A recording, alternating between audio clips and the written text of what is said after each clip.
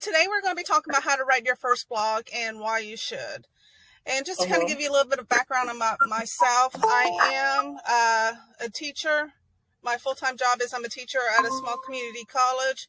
So sometimes I tend to go into teacher mode, if that makes sense. So I understand. I'm a teacher too. So just bear with me if I, go into teacher mode.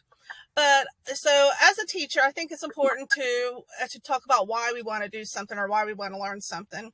And that's kind of going to be a lot of the focus on what we're going to be doing, plus some tips and tricks that I've learned along the way on to write a blog and just to kind of make it a little less stressful process. Okay.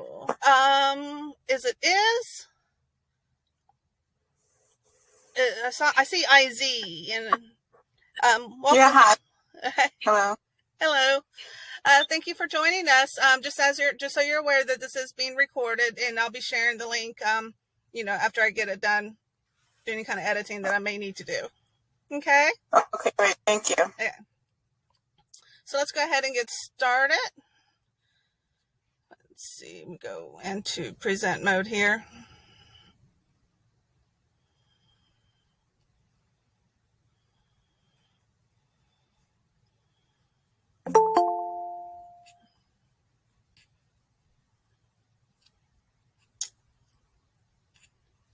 Okay.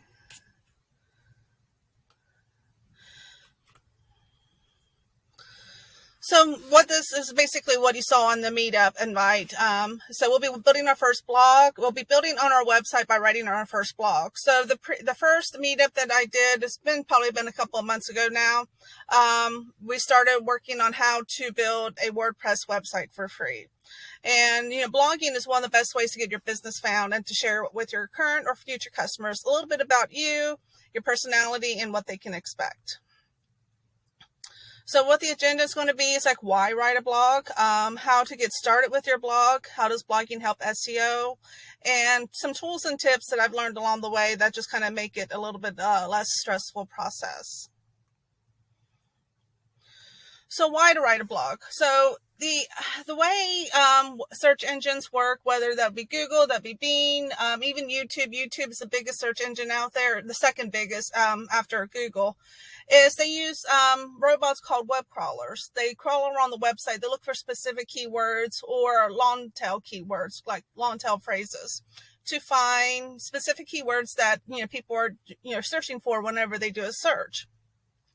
And the larger your web space is, whether that be websites, whether that be social media, whether that be YouTube, the larger your web space is, the more likely that the crawlers out there are going to find you and make that recommendation. And the best way to build up your web, kind of think like spiders, the best way to build up your web is to have more and more content. And it's also a great way to share your story and, share your causes and share some events that you're doing. So here in Gallipolis, which is a small town in southeastern Ohio, my clients are mostly small business owners, and they have very individual stories and causes that they work for. One of my clients, she's owns a small restaurant, and she's very much pro-military support, and that helps share her beliefs and her cause. And for where we're at in a small town, that is a big part of her personality and a big part of why people love her and her restaurant. And everybody has their own story and their own causes and their own events that make them unique, and that helps them reach their target market. And whenever, it's like I tell my students, whenever we're building websites, when some of the classes that I teach are how to build websites, it's like you can have the best website out there, but if nobody knows about it, does it really matter? And the answer is not likely. So people have to know about it. That's one of the reasons social media marketing is so relevant nowadays, is because it helps people know about your product or service. So like I said, you can share your story, share your causes, and share any kind of events that you're doing. So how to get started with your blog. There's something that it's called white page syndrome. I call it white page syndrome or white page-itis. Basically, you see a blank page and you're kind of like frozen, writer's block, whatever you want to call it. You guys ever encounter anything like that? You guys can, you guys are more than welcome to respond or in the chat or anything like that. Yes, I encountered something like that. Okay, good. I had an issue when I was, it wasn't an issue, it was an opportunity. And this was when I was younger, when I was like in my early 20s, 23, 24.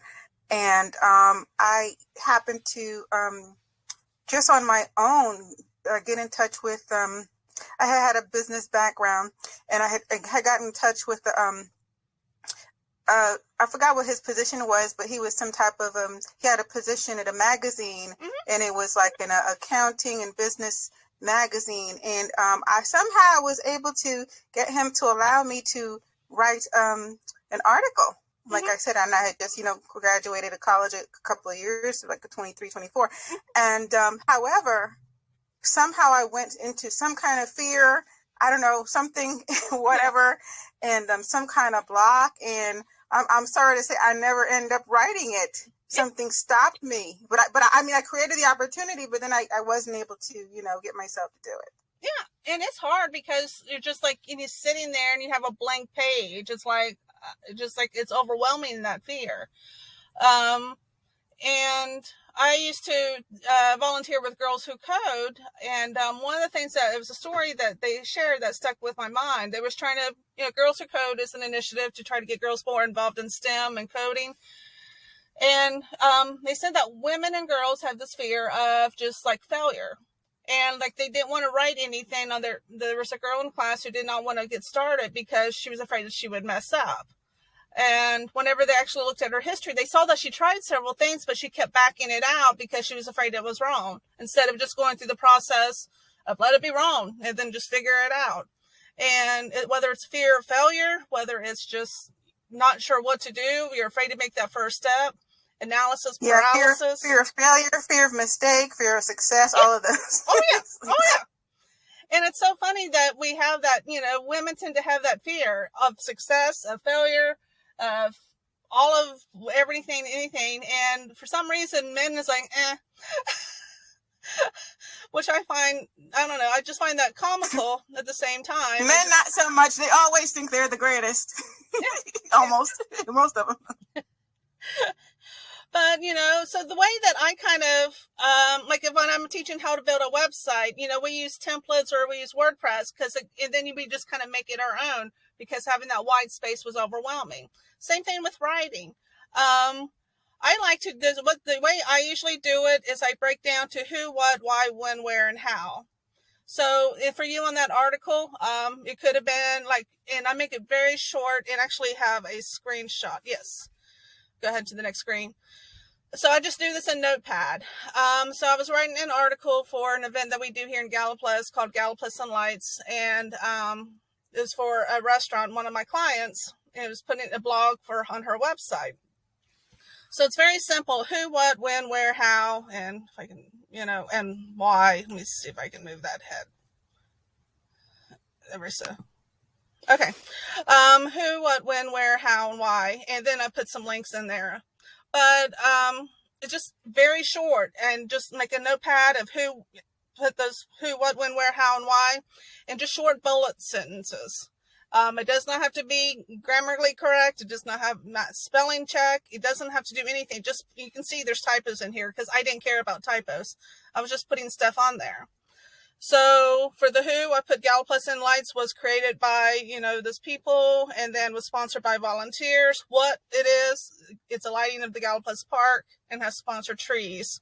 When it is, where it is, how, and it's very short, to the point. And not all of these are going to have, like, for whatever you're writing about, you may not have something for the where. It may not be relevant. If it's online, you maybe just put online, or maybe it's not relevant, period. And that's okay. It's okay to have some blank spots, but all you're trying to do is, instead of trying to think of everything that you're wanting to do, to try to convey in that article or that message or that blog, like the end goal, you're breaking it down to who you're talking about, what you're talking about, when is it, where is it, how, why. Does that make sense?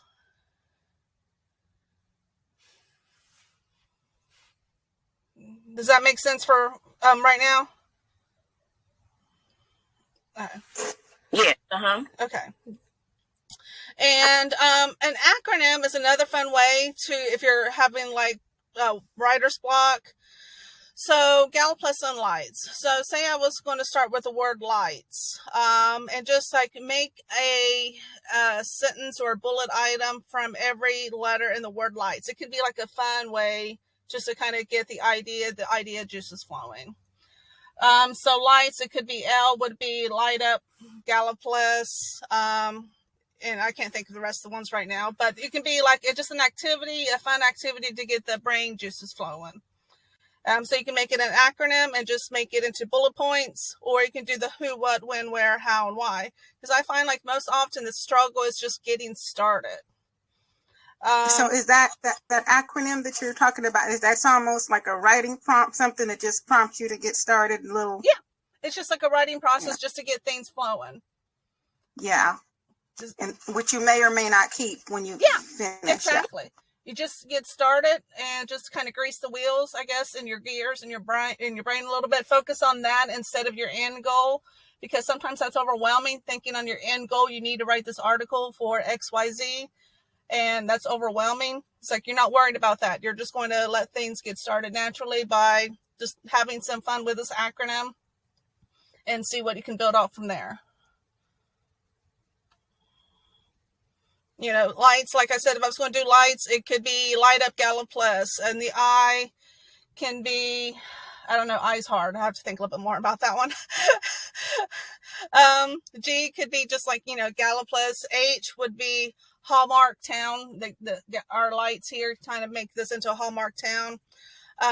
T could be something with toys maybe, and S could be Santa Claus. You know, so you can make that as a particular topic. You know, just kind of pick an acronym that's relevant for whatever it is you're trying to focus on, and see if you get the juices flowing. I is hard for me. I can't think of an I one, but you get the idea. Igloo. Okay. Let's see. And brain mapping. So brain mapping is just kind of start with one idea.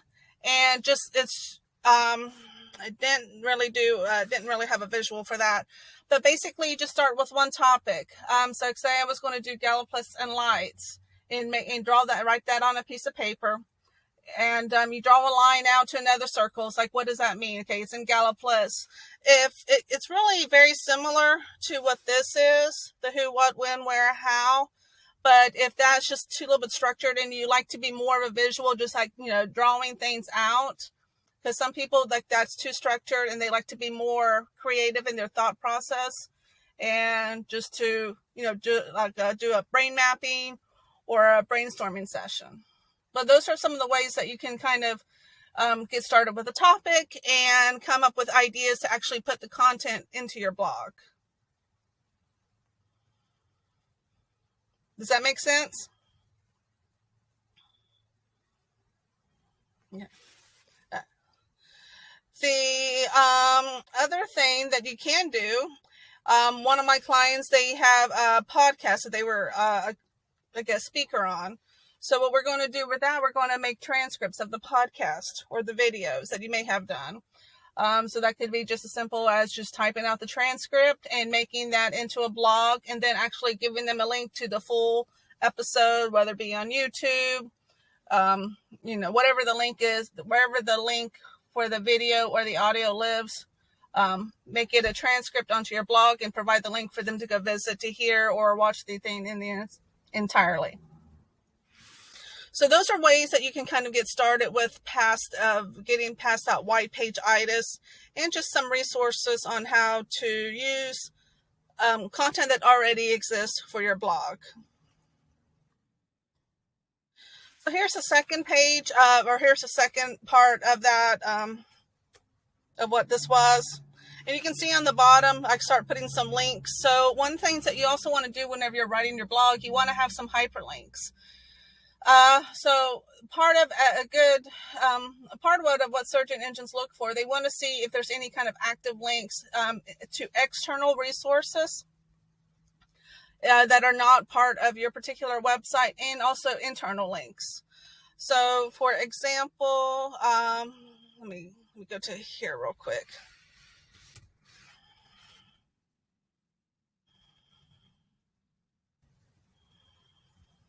Pulling up another page. Give me a second.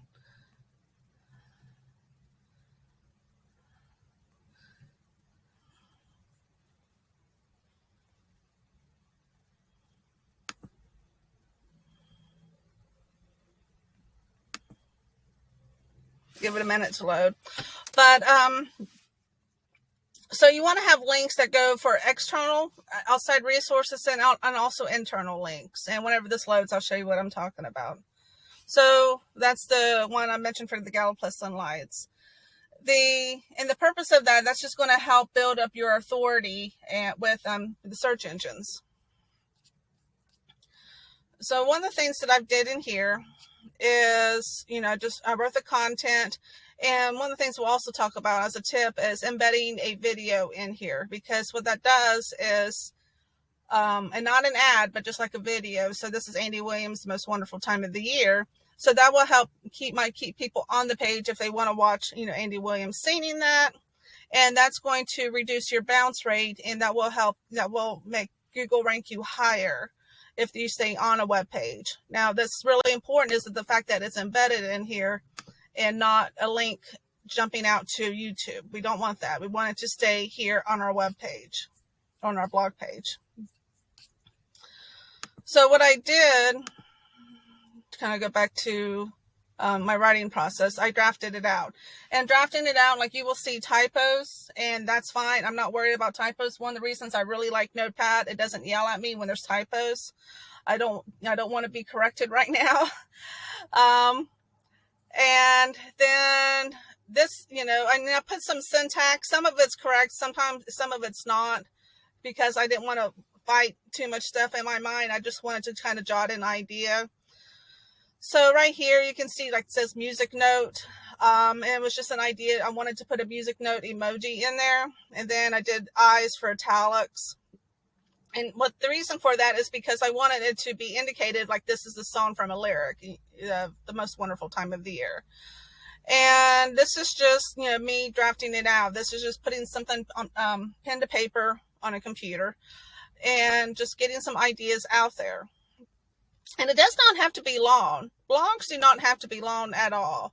They can be very short, enough just to kind of give some value to the reader. And so one of the goals of this one was to get people into the restaurant, because the restaurant is right next to the park where this lights event is happening. And to go back to the links that I was referring to, so it's some, in this up here, that takes you to a link to that group's Facebook page. So there's some external links. And you also want to have at least one internal link. So you'll see throughout there's some links through some other stores trying to encourage people to support small businesses. Let's see. And then at the very end, like I said, this is a restaurant. So this is her internal link. This is the internal link I put in for her. And it's just going to her menu, which stays on Zach and Scotty's website. It's just, it's going to a different page within the website. So links are really important. External links to outside resources and internal links to somewhere else on your page. You guys have any questions so far? Yes, I have a question. What's up? Can you speak for a minute about like the different type of blog and uses of blog? Like, do you do the? I mean, in some cases you do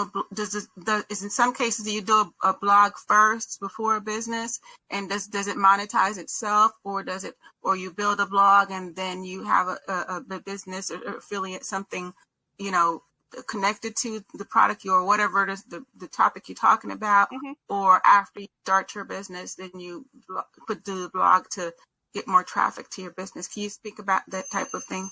My ultimate goal was to blog to get more traffic to their website and to their business.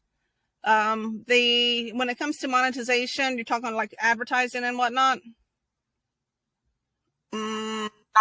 I wasn't talking about any specific thing. I was just asking what are the different ways the blogs can be used. Oh, okay. I'm like, yeah, like the various ways. I wasn't speaking anything specific, just if you could give a little insight, because I'm about to start something, like a little side hustle, soon. But I just want, I'm in the early stages, so I just want to get some ideas. Okay, and we'll be talking about that here in just a second, like what you can do with the blog outside of that. So when I get to that, that might actually help give you some ideas.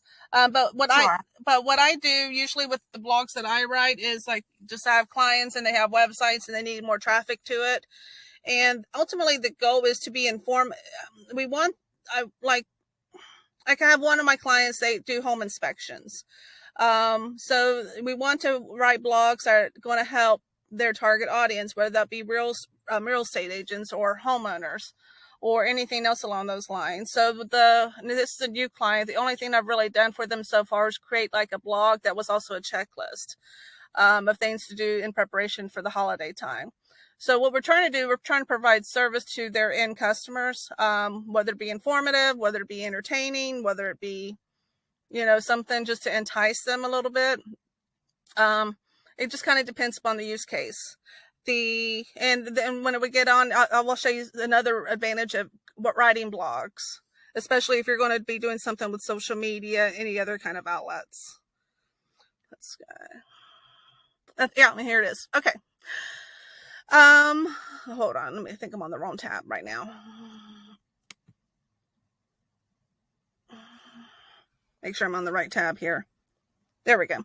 So how blogging helps SEO. So I was trying to think of something Christmas themed, but I just wanted to keep it with the spiders because the robots that these search engines use was like, they're called spiders. So I didn't want to be too confusing on that. And I just kept it with spiders. So you have your basic website. It's the one on the very far left, the smaller black web. It's 2 to 3 pages, maybe, your home page and about you page and, some of your products or services that you're selling. It's a very small footprint, you can say, in the web space.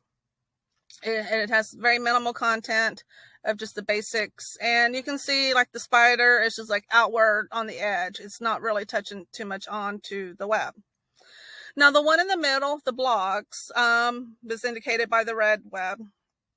You can see that the bots, the spiders, they're actually landing more on the web because there's more web space for them to land on, which just makes sense. Like, the larger your footprint, the more often that your website and those keywords and those phrases will be seen by the robots or the spiders.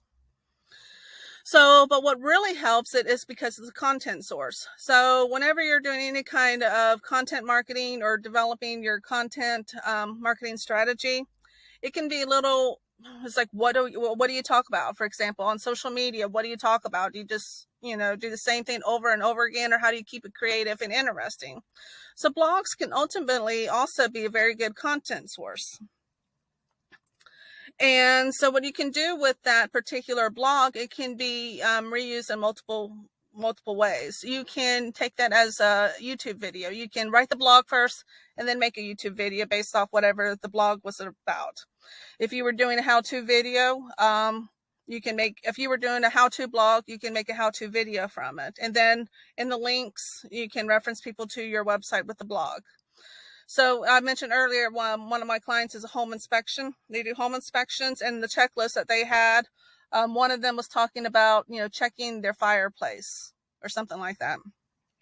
So they could do a video on how to check a fireplace, or they could, try to build a niche neighbor. I guess this is the best way to say it, is the term I like to use, where it's not necessarily their business, but they know people who are in that business, and just build that relationship of cleaning fireplaces and have them make a video and build content. And like I said, that was, from a checklist of what they were doing for holiday preparation, make videos. Infographics are a really popular way as well.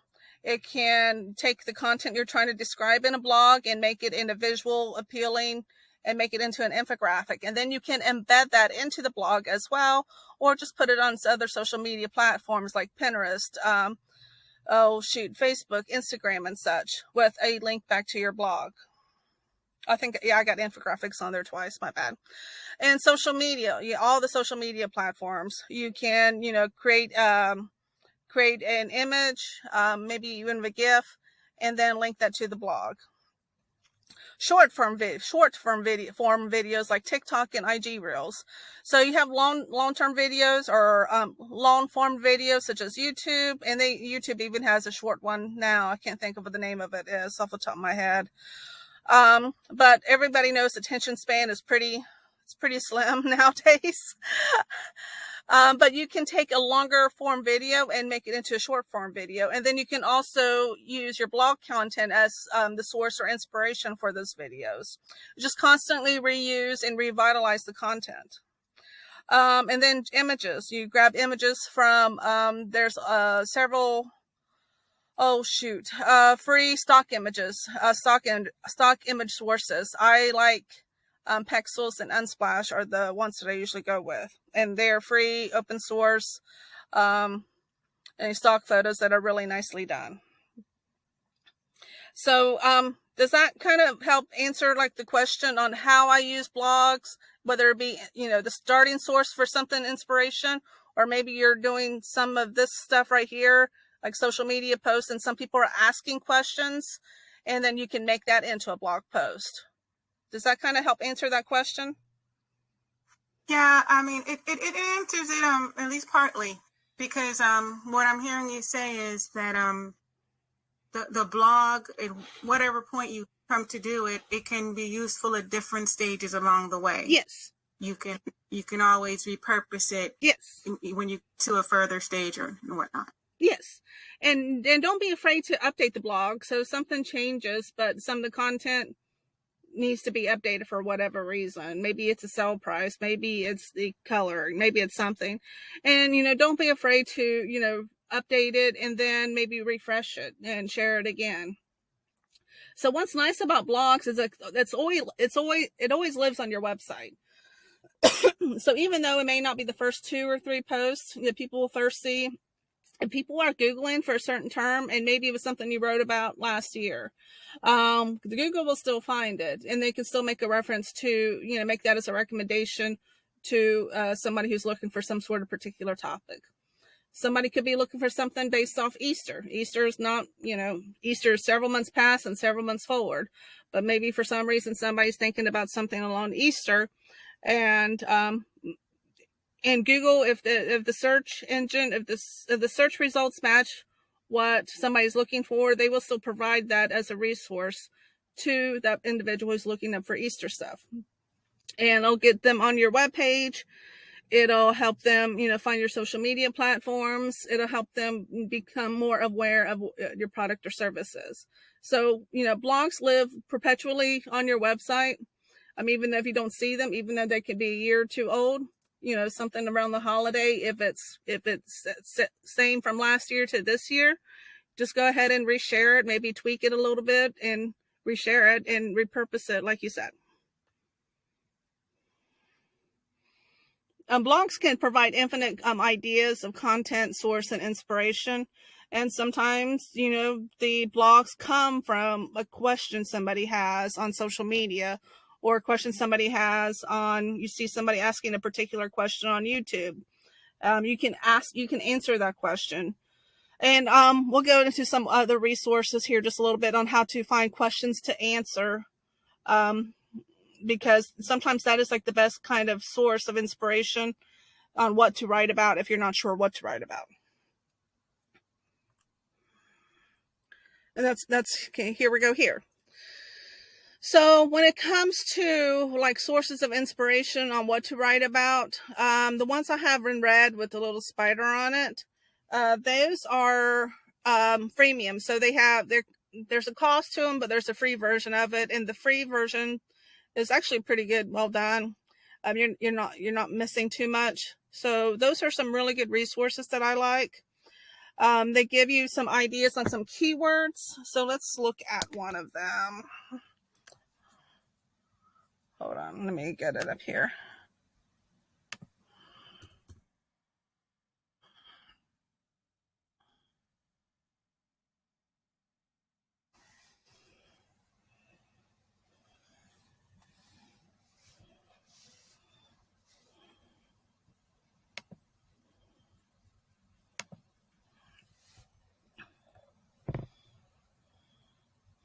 So this is called SEMrush. This is the SEMrush dashboard. Looks like I need to log in still.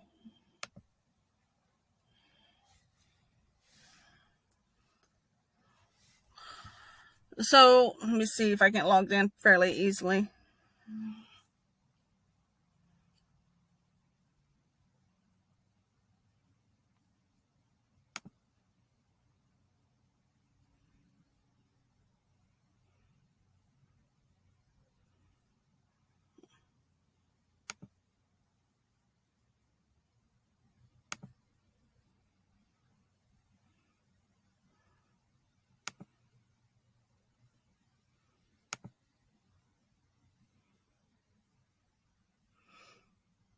When I'm recording and presenting, my computer likes to say we are not moving any faster than we need to right now.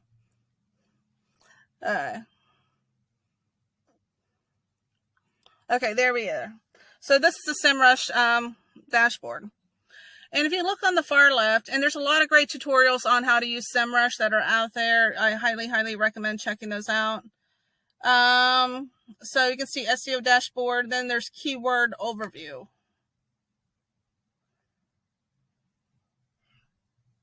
Can you spell that, please? SEMrush. SEMrush. Yeah, let me go back to this tab. Can you see it? Oh, okay. Yeah, I don't remember seeing that. Okay. Maybe I was looked away. Okay, great. Thank you. You're welcome.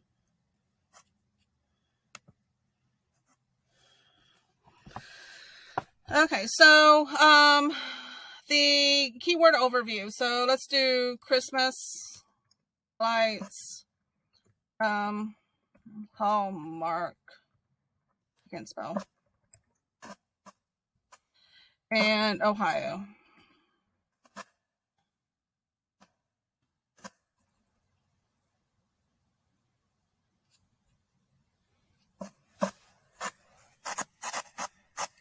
So I put some keywords. So, you probably have some ideas of what you want to talk about, whatever your business is. This right here, I want to do that one, overview. I'm just kind of going off the Christmas and lights that I was talking about, or the Galapagos and lights that I was referring to earlier. So if you go over here, again, this is under keyword overview. There's some keyword variations. Christmas lights near me, drive-through Christmas lights, outdoor Christmas lights, drive-through Christmas lights near me. And some questions. So maybe, okay, I'm going to go back into the home inspection company that I work with. Maybe they could answer a question on how to hang Christmas lights. If that's something they know how to do, or how to put lights on a Christmas tree. This might be some questions that they can answer in the form of a blog post. Because it looks like this is something that people are looking for. So you can see the KD indicates, how easy or hard it would be to rank in those particular things. And this one's going to be a little difficult. So maybe they want something that's a little less competitive. And let's see. Looks like all of these are pretty competitive right now, which makes sense because of the time of the year it is. And this is the free version. And if you want all of it, then you gotta have to upgrade a little bit. So and I think this is $99 a month. I've been debating on upgrading. I just haven't done that yet because I keep finding enough workarounds and free tools, which we'll go over here in a little bit too. But this is part of this is a part of the study stage. This is part of just diving into it and seeing what you can do to make the biggest impact. And to like this one right here, Christmas lights, you can see it's very, very difficult to rank for. And then that's as far as it shows me without, upgrading it. But it does show me pretty good ideas on what to do. Yes. What was that? Oh, sorry. Oh, okay. And let's see. And like I said earlier, it has questions. So maybe there's something relevant for your business, the people are having those questions and you didn't even realize they were having those questions. You can write a blog on how to answer those questions, on answering those questions. You can write a video to also complement that blog. So you could write the blog, you can make a video, embed that video in that blog, like you saw earlier, where I had that video playing in that blog, just to keep people on that web page, on that blog post longer. Because when the search engines see that people are on a blog post for a longer amount of time, as they're going to see, it's like, hey, this is the right kind of content that we were giving as a suggestion to the person who was looking for this type of content. So we did well on this, and we're just going to keep them ranking up higher and higher because it's relevant, good content. Let's see. So this has a lot of great resources, and if you go to SEMrush, if you go to their website, you'll be able to find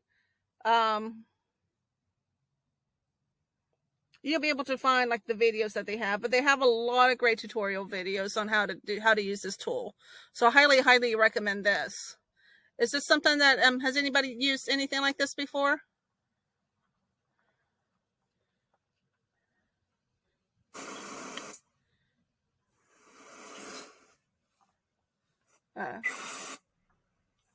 No, I haven't. Okay. So this is really a great tool. Like I said, there's a free version and a paid version. Ubersuggest, it's fairly similar, just another brand. Answer the Public, it can be interesting. And it kind of the name of it is called Answer the Public. And so these are asking, or these are going to tell you some questions that people may be having. Let's keep going with the Christmas lights.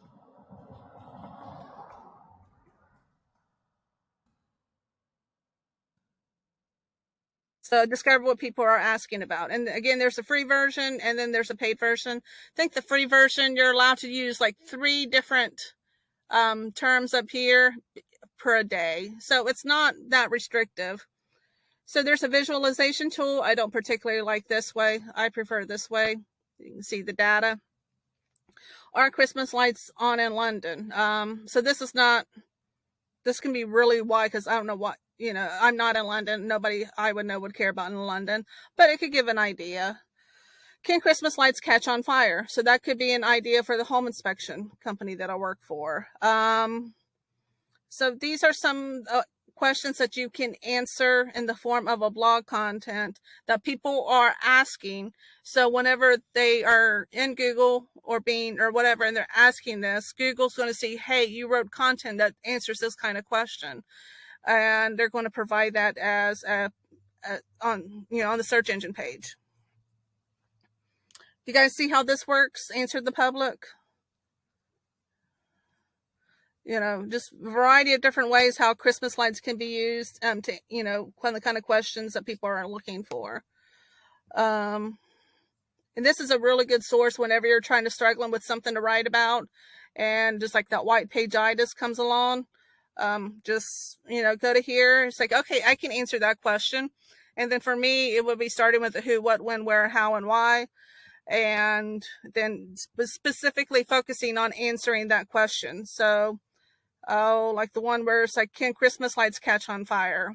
I would talk about who would that infect? It would be your family, who, what, what kind of damage could it be done? What, who, what, when are they most likely to happen? What's the ratio of lights catching on fire during the night versus during the day? When, where, on your home, in your garage, in the trees, how, whatever the specifics are, and how, a bad fuse, and why, and maybe more specifics on the bad fuse. So that if I was going to write a blog on can Christmas lights catch on fire, that's kind of where my thought process would be. Does that make sense? Yes, Okay, good. And so when it comes to actually writing, there's something called the Hemmingway app. And the Hemmingway app I like this a lot. It's probably similar to Grammarly. You've probably seen the Grammarly commercials. Let's see. I've seen the Grammarly commercials and never knew what they were talking about. Well, what Grammarly is supposed to do, and it's helpful, but sometimes it's kind of annoying because it pops up all the time and you don't want it to pop up all the time. Basically, they try to make you sound, they give suggestions on your writing. So if something sounds too passive or something sounds too aggressive, or you got a typo here, or maybe for me, sometimes I use a lot of duplicate words, like you saw infographics on my visual twice. I don't realize it if I already wrote it once and then I wrote it twice. So it would help me catch that. It's kind of like spell check on steroids is the way I would describe it. This is, and that it can be embedded, so it works on everything. Like I have the Chrome extension on mine. It's great, but sometimes it's kind of annoying too. So the Hemmingway app. So you would just take the content that you wrote, and like I said, I use Notepad. So I'm just going to go ahead and I still have my Notepad open. So what I'm doing, I'm just grabbing the stuff that I had from Notepad. Okay. And this was from my Notepad. So this was like pre-drafted. The Notepad was my first draft. So what this does is it tells me, like, it has some colors. It tells me some typos. Like if I hover over it, this is Grammarly telling me that I have a typo, which is fine. The music note, I know that was not, it's not going to, it was the music note from the Notepad was just like a visual reminder for me on what I wanted to do. But you can see the colors. So it tells me one adverb meeting the goal for or fewer. One use of passive voice meeting the goal of 3 or fewer. One phrase has a simpler alternative. So right here, which one's like this pinkish one? It says, I have in addition, it says to replace or omit with also besides or to. And sometimes I take these suggestions and sometimes I ignore these suggestions. So it says 4 of 16 sentences are hard to read. So I may have some run-on sentences that I could shorten it down to, 2 separate sentences. And then it says 4 of 16 sentences are very hard to read. So that's something I definitely want to try to minimize that a little bit more. And what I also like about Hemmingway is on the far right, you can see it's grade 10. The readability is at a grade 10. You really want to aim for an 8 or a 9. Unless you're writing some sort of white paper or some sort of college academic paper, you want to aim for an 8 or 9, 10 grade level. It's not because, it's not because your intended audience may not be able to read at a higher grade level. They probably can. I'm sure they can. It's just like the complexity of reading at a higher grade level, it just makes your brain think a little bit harder when you're reading it, as opposed to more, simpler, normal, everyday words. And it just makes the reading process a lot more enjoyable instead of, using $10 words when you can use a $2 word. I used to work for a larger university, and they had such a bad habit, especially in their job postings. They would make $10 words and put them in the $20 paragraphs. And I'm like, I have no idea what the job is going to be because they are using so many fancy words. And I'm like, what?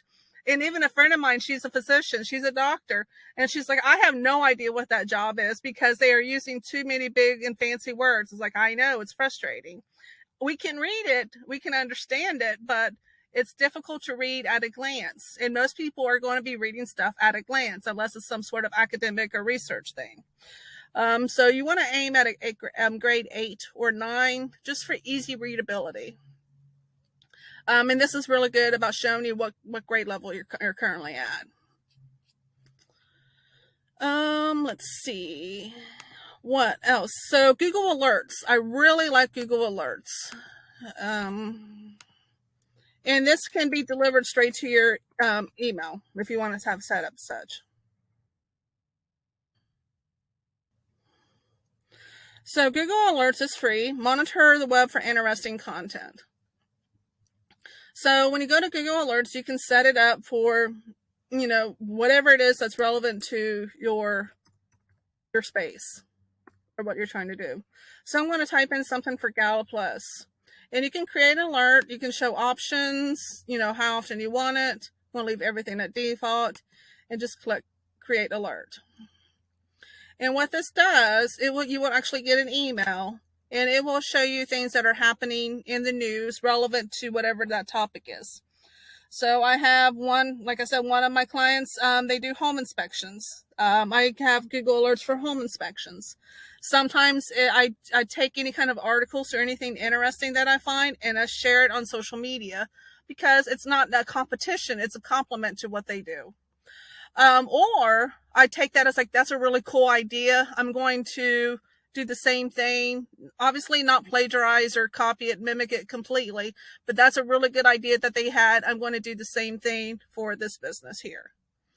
And so Google Alerts is a really great tool that I love. And like I said, I get bombarded with emails, but there's so many great content with it that I just kind of go through what you do when you get an email. It looks just like this. Got the headlines, it look a brief review, and if it looks interesting, you can open it up and read it, or you can just bypass it.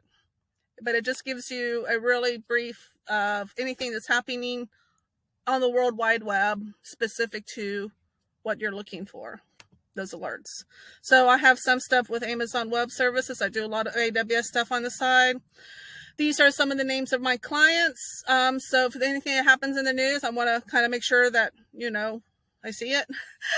So those are some ways that you can get some ideas for content. See what other people are doing and either share it as a compliment to what you're doing on social media, and maybe doing an external link. So we were talking about when you're writing a blog, that could be a source for an external link, and build that relationship with whatever that other company is. And Yoast.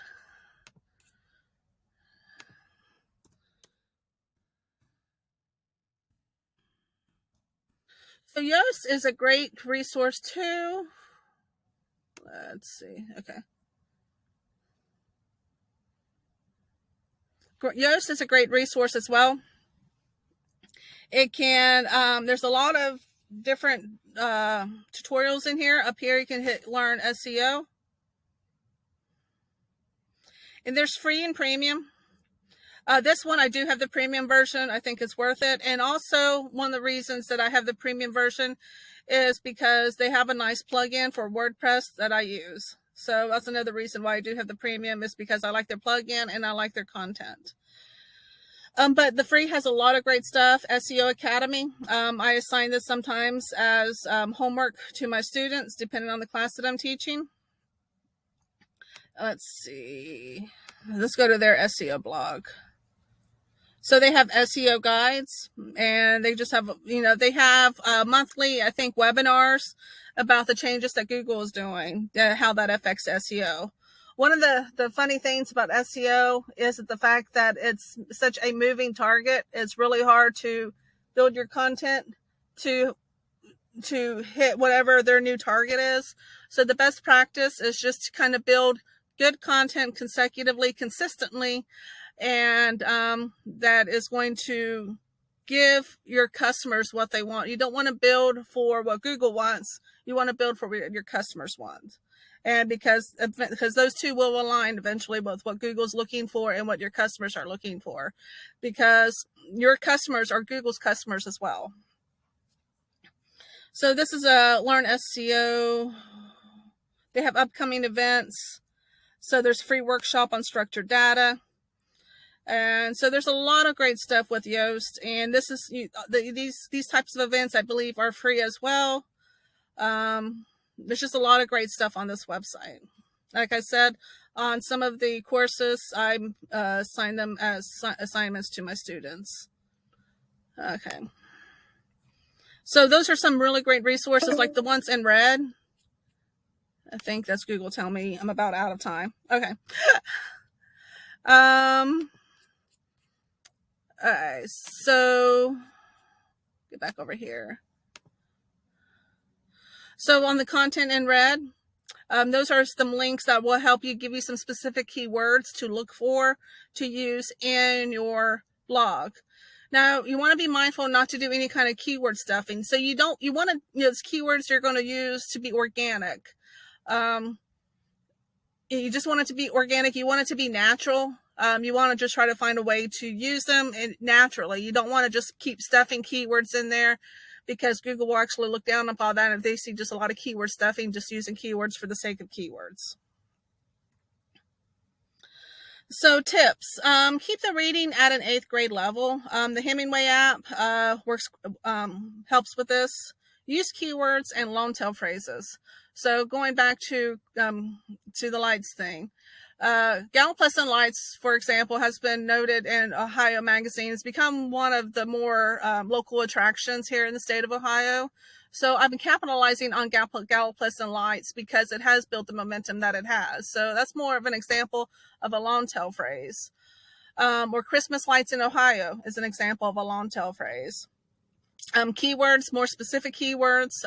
Christmas lights, that's not very specific to Gallup or Ohio, but those are, as we saw in SEMrush, some hot keywords right now.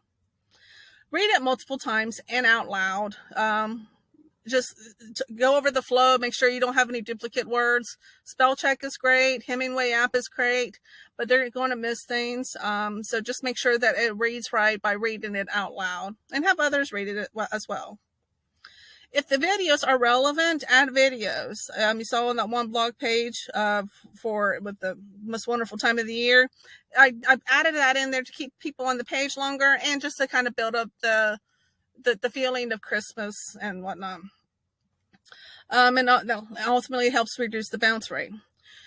Whenever you add images, use captions and alt text. So what that does, alt text is used by people using screen readers if they have any kind of visual impairment. It's a web browser tool that will actually read whatever the image is. So if you have a yellow dog, it would say yellow dog.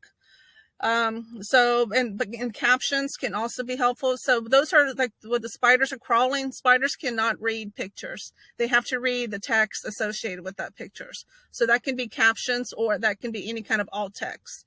And if you use tools like WordPress, and I think Wix and Weebly have it as well, you can put alt text. They'll ask you if there's any kind of alt text you want to use with the images, and that will help with SEO find the content relevant to whatever it is that you're talking about. Check for responsiveness on different screen sizes. So everybody has different kind of screen sizes, from the laptops to the mobile devices to all of that stuff. See, make sure that it looks right on the smaller screens as well as the big screens. And to subscribe to Yoast. So Yoast was this right here. This has so much great content in it. I highly, highly recommend subscribing to it. Like I said, there's a free version and then there's a paid version. The free version has courses. I need to log in, and I'm about out of time, so I don't want to log in right now. It's free to create an account, and like I said, there's Learn SEO. I think this one has SEO Basics. There's articles, and then there's some tutorials in there as well. Like I said, I have my students complete those on occasion. Let's see. I have a video there. I'll be sharing this link to, this is just like how to do something in WordPress, but I know not everybody uses WordPress, but I'll be sharing this slideshow on the Meetup channel. And next Saturday, we're going to design and publish your own gratitude journal, book planner, whatever it is that you want, using Kindle Developer Publishing. So why would you want to do that? You want to share your branding, sharing your tips, share important reminders, and it could just be sharing your photography of something that you love, and it can be blank pages so people can do a journal. It's not that difficult to do. It's free to do, and you can sell it on Amazon, and you can order author copies at a really decent rate. So that's. Excuse me, I have a question about that. Okay, so we're So do we is it just things that like apps that we would download to do that, and the journal is going to be like the pages are going to be like on the computer until we get to where we can print it out? How's that? You can develop it, you can make it. You're talking about what I'm going to be doing here, how Kindle works. I don't know, Kendall. I'm new to all of this. Okay. I thought that was interesting, so Okay. I'm just trying to understand. Okay. So what I'm going to do next week is show how to use Canva. That's the tool that I like to use to design your own cover, to design how your journal pages, how you want it to look, to design if you want it to be a planner, whatever it is that you want, whatever kind of content you want to put in there. I want to show how you can design it using Canva. And then I'm going to show how you can upload it in KDP, which is Amazon's platform, like Kindle. Are you familiar with like Amazon's Kindles? Oh yeah, I know it has the Kindles. I haven't used them, but yeah, I'm aware of the Kindles where you can just see it right there, like your book, put your book on Kindle. Yes. Just like an iPad. Yeah. Yep. So that's called, they have its own publishing thing. We're going to publish it using KDP, and then you can actually sell it on Amazon, or you can buy authors' copies at a pretty decent discount, and then sell them for whatever you want, or even give them away depending on what you're doing. I'm actually interested in that because I was looking for some certain types of you know, and I think and so stuff like that, and I didn't see exactly what I wanted, so I would be interested. It'll be fun. It's a lot of fun. It's a good creative outlet. I think it's a good creative outlet. Yeah, sounds good. You have it up already, posted up? Yeah, it's in the meetup group. Great. If you want to just check it out. And I think we're about a minute left. And if you guys have any questions, I can try to answer them real quick. And if this thing turns off on me, I appreciate everybody coming out. And just email me if you have any questions, or just put it in the chat at the meetup group. Okay. All right. Thank you. Thank you, guys. Y'all have a wonderful weekend. Thank you. Have You a great too. Thank you. Bye-bye.